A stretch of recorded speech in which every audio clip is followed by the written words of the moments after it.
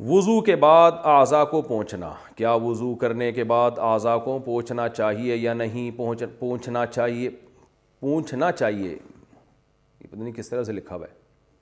एक शेर याद आ रहा है, बिलाल अंसारी ने ये सवाल पूछा है इंडिया से। शेर याद आ रहा है पोंछने से। हमने 9th क्लास में थे तो हमारे टीचर ने शेर सुनाया था, उनके दस्ते नाजुक के लिए भेजी थी जो पूंछी, खबर पहुंची तो ये पहुंची कि पूंछी नहीं पहुंची।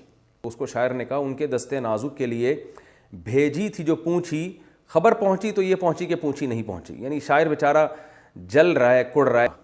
तो सोचो, यानी उस ज़माने में रुमाल ना पहुंचने पर इतनी तकलीफ़ हुआ करती थी और महबूबा तक रुमाल पहुंचाना बहुत मुश्किल होता था। आज तो बंदा आराम से पहुंच जाता है महबूबा तक।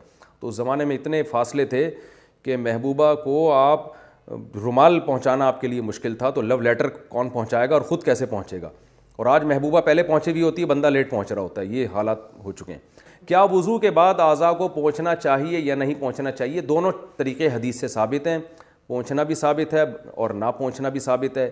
तो बाज़ उलमा कहते हैं ना पोंछना ज़्यादा बेहतर है, उसमें वुज़ू के आसार देर तक रहते हैं, यानी वुज़ू की ताज़गी ज़्यादा देर तक रहती है। लेकिन जायज़ है, बहरहाल उलझन होती है बाज़ दफ़ा, नमाज में दिल नहीं लगता, पानी टपक रहा होता है, तो पोंछ भी सकते हैं, कोई इतना बड़ा इशू नहीं है। क्या अटैच बाथरूम में वज़ू की दुआएं पढ़ सकते हैं? अटैच बाथरूम में वज़ू की दुआएं ना पढ़ें तो अच्छा है। वैसे भी वज़ू में कोई लंबी चौड़ी दुआएं नहीं है, सिर्फ़ एक ही दुआ है, अल्लाहुम्मा अग़फ़िर ली ज़ंबी व वस्सिअ ली फ़ी दारी व बारिक ली फ़ी रिज़्क़ी। इसके अलावा जो लंबी चौड़ी दुआएं हैं ना वज़ू में, हाथ धोते हुए ये, मुँह धोते हुए ये, कुल्ली करते हुए ये किसी भी मुस्तनद रिवायात से, हदीस से साबित नहीं है। वुज़ू में चेहरा धोने की क्या हुदूद हैं?